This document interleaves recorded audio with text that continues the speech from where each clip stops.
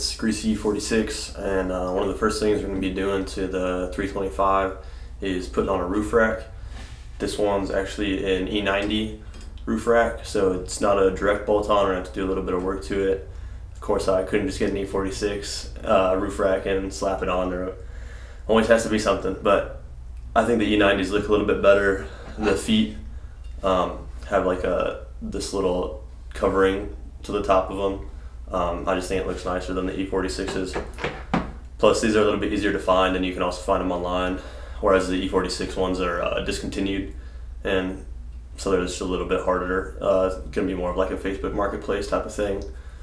But yeah, so pretty much what you're going to have to do, I've already gone and done the drilling and the grinding on this one, but it'll still be easy to explain.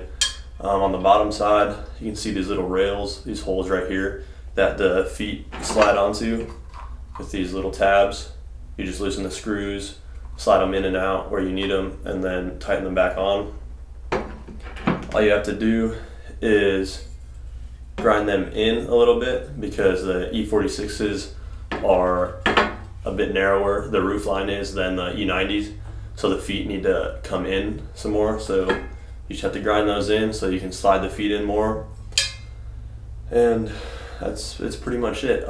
There's a good walkthrough on it on E46 Fanatics. I can leave the link to that. And the tools I used for it was a power drill, an angle grinder with a cutoff wheel and a grinding wheel, and then just a Dremel to clean up the cuts from the angle grinder.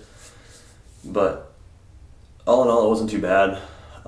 If I could do it again, it'd end up being a lot faster, just using the angle grinder a lot more instead of trying to cut a little bit with the angle grinder, go back with the Dremel, clean it up, and then test fit it, realize I need to come in more, and then hit it with the angle grinder again. So even if you take off too much, it's not that big of a deal, because you can tighten these down, the feet down, so it doesn't make it any less secure to take off a little bit more than maybe what you need.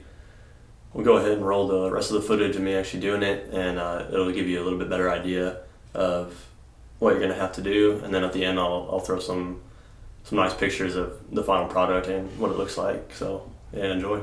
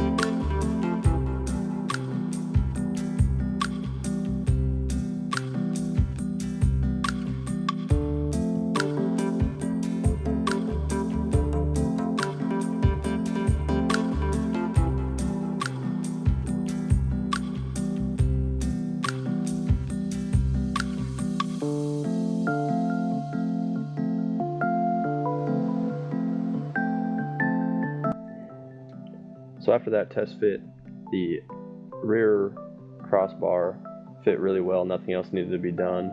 But on the front bar, the feet still needed to come in a little bit, so I'd have to cut out those channels just a little bit more.